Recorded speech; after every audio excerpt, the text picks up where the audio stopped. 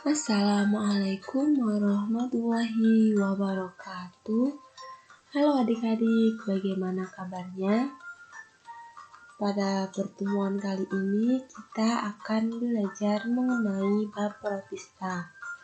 Tujuan dari pembelajaran ini yaitu dapat menjelaskan ciri umum dari protista. Dapat mengklasifikasikan protista mirip hewan, mirip tumbuhan, dan mirip jamur. Dapat mendeskripsikan peranan protista dalam kehidupan. Nah, apa itu protista?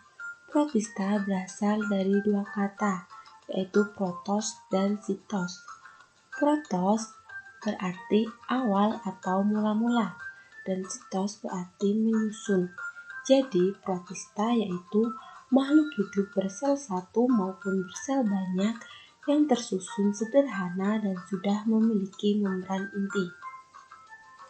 Protista bukan merupakan hewan, bukan tumbuhan, dan bukan jamur. Lalu bagaimana bentuk dari protista?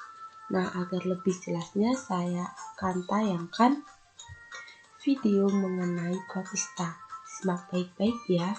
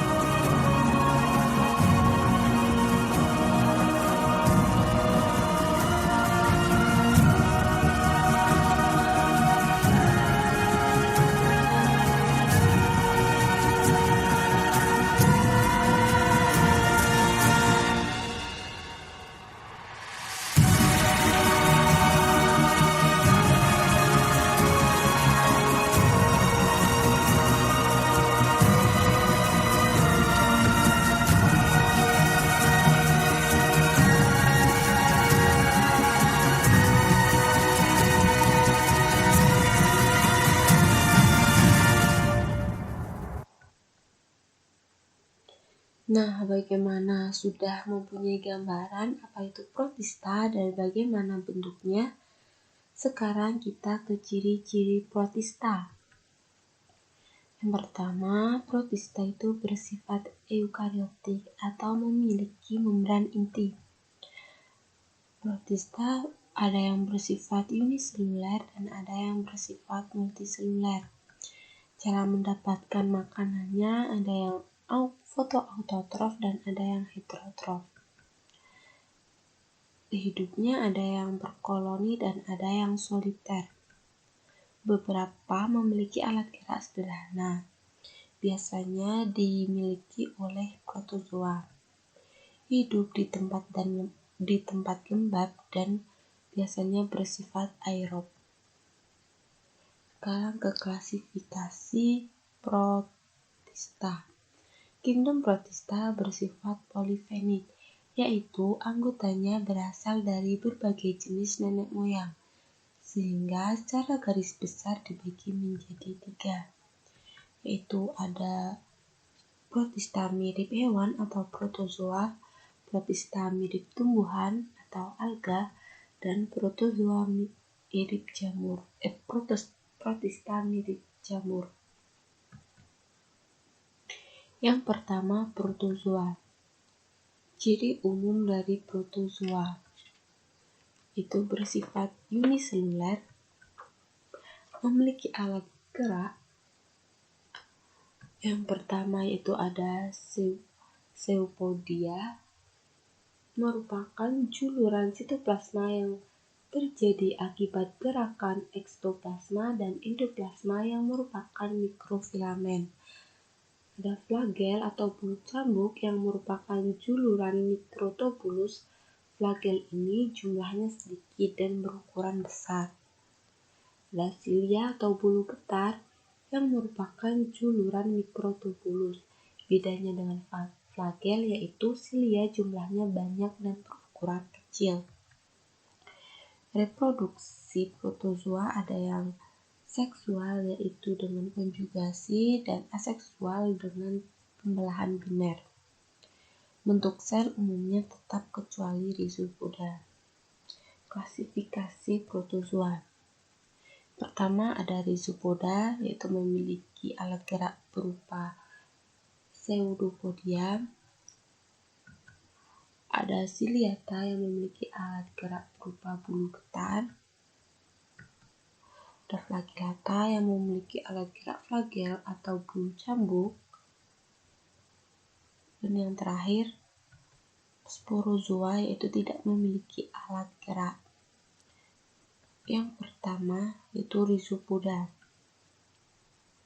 Ciri dari rhizopoda yaitu uniseluler, bersifat heterotrof, dapat membentuk kista, bergerak dengan pseudopoda secara amoeboid. Mencari makan dengan memangsa alga lain dengan menangkapnya menggunakan zoopodia. Makanan yang ditangkap lalu ditelan melalui sitostoma secara endositosis lalu menuju vakuola makanan untuk dicerna. Reproduksi aseksualnya dengan pembelahan biner. Nah, ini salah satu contoh dari pembelahan biner pada reproduksi amoeba. Amoeba memperbanyak diri dengan cara pembelahan inti sel menjadi 2 yang diikuti dengan pembelahan sitoplasma atau sitokinesis. Pertama, amoeba akan berhenti bergerak dan berputar. Kedua nukleus mulai membelah. Inti sel telah terbagi menjadi 2 dan sitoplasma mulai menyempit sehingga terjadi pelekukan membran plasma ke arah dalam. Pada proses keempat dan kelima, penyempitan sitoplasma terus terjadi dan menjadi 2 bagian, dan masing-masing bagian menjadi sel anakan. Pada tahap terakhir, sel anakan kemudian saling membelah atau memisah diri sehingga terbentuk 2 individu amoeba baru. Nah, sekarang ke struktur sel rhizopoda ada eksoplasma, endoplasma, vakuola makanan, pseudopodium, nukleus, dan vakuola kontraktil. Klasifikasi rhizopoda. Ada gymnoamoeba, yaitu hidup di daerah lembab dan merupakan detritivor. Contohnya ada Amoeba proteus dan Chaos carolinensis.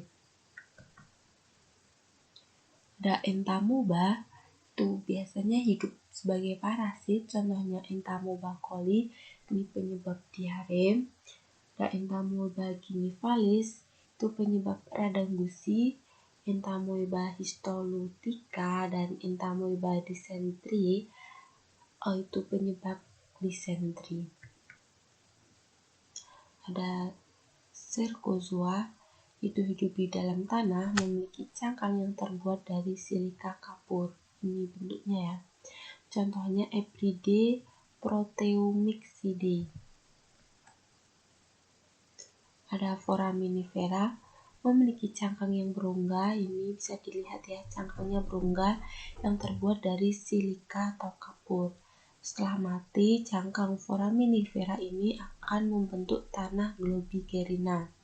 Contohnya ada globigerina, perannya pendeteksi hidrokarbon di perut bumi.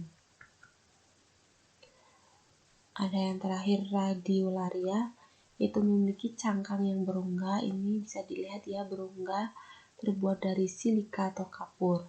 Setelah mati, cangkang radiolaria akan membentuk lumpur radiolaria. Contohnya ada Colospare dan Acanthomentron. Perannya yaitu sebagai alat penggosok, penghasil lumpur radiolaria untuk campuran semen. Klasifikasi protozoa yang selanjutnya yaitu flagellata. Yaitu merupakan protozoa atau spora yang bergerak dengan flagel atau bulu cambuk yang berfungsi sebagai alat renang.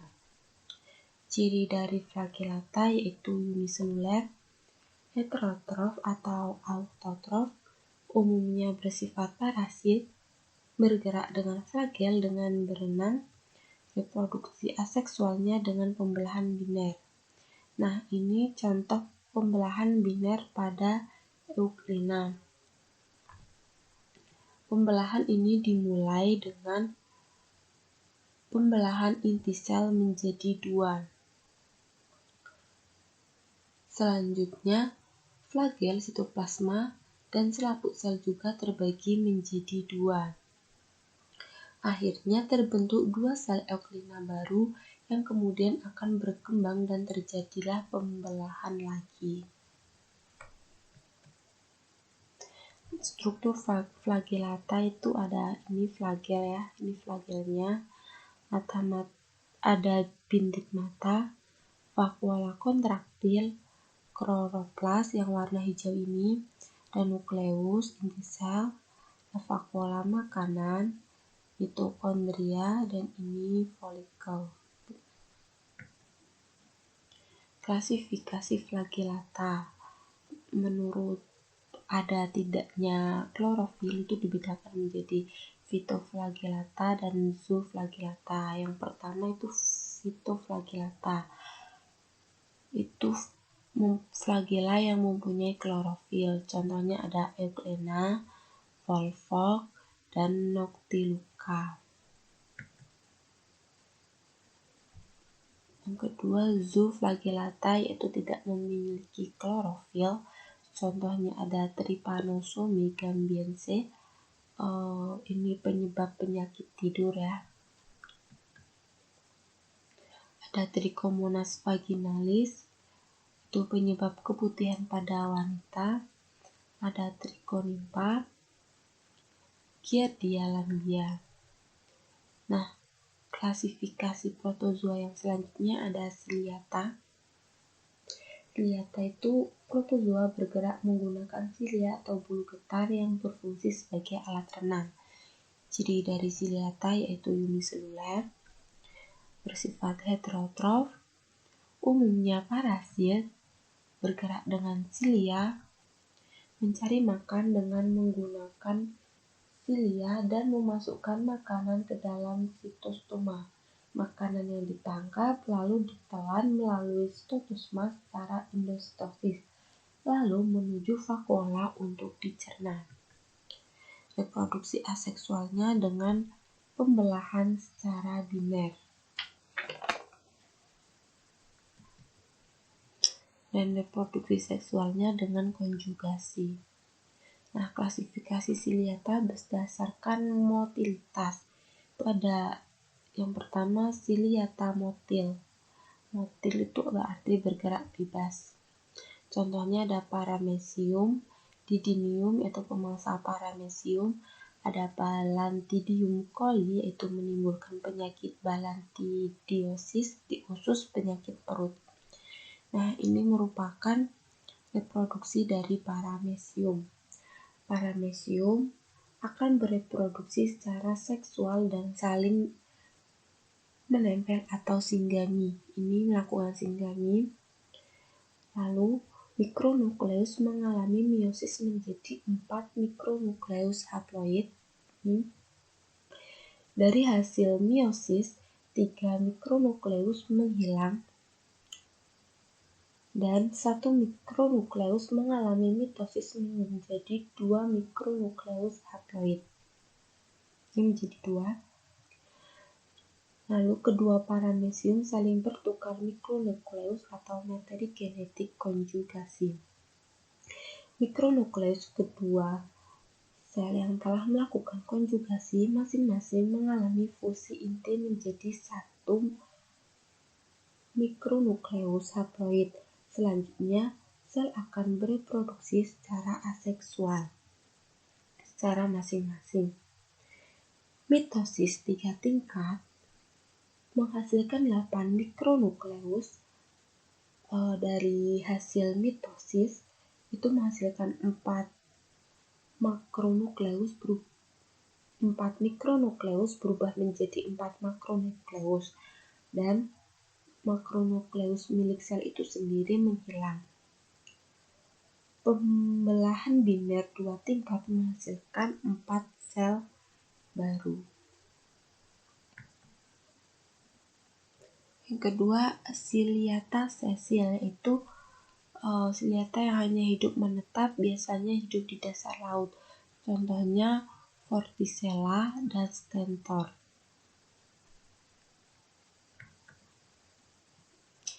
Yang selanjutnya, klasifikasi protozoa yang terakhir yaitu sporozoa. Ciri dari sporozoa. Yang pertama uniseluler, heterotrof, umumnya parasit, bergerak dengan mengubah kedudukan tubuhnya atau mengikuti pergerakan yang terjadi di lingkungannya. Melekat dengan sel inang menggunakan kompleks apikal yang terdiri dari kait dan penyisap. Reproduksi aseksualnya dengan schizogoni yaitu pembelahan diri pada inang tetap dan sporogoni untuk menghasilkan spora pada tubuh inang perantara. Reproduksi seksualnya dengan peluburan mikrogamet, yaitu gamet betina dan makrogamet, gamet jantan. Klasifikasi sporozoa yaitu Plasmodium. Siklus dari Plasmodium dengan sel inang tetap adalah nyamuk Anopheles dan sel perantaranya yaitu manusia. Yang pertama, nyamuk Anopheles menggigit manusia, yaitu fase interfase. Air liur mengandung sel-sel Plasmodium dan bentuk sporozoid dan zat antigulan yang merupakan anti pembekuan darah. Sporozoid mengalir menuju hati, kemudian mengalami pembelahan menjadi merozoid. Merozoid mengalir ke aliran darah dan menyerang eritrosit menjadi trofozoid, lalu melakukan sporulasi. Trofozoid lalu matang dan keluar dari eritrosit, sehingga eritrosit mengalami lisis atau pecah. Fase ini dinamakan fase diagnosa. Pecahnya sel darah merah mengakibatkan tubuh manusia melakukan relaksasi dengan menghasilkan gejala demam.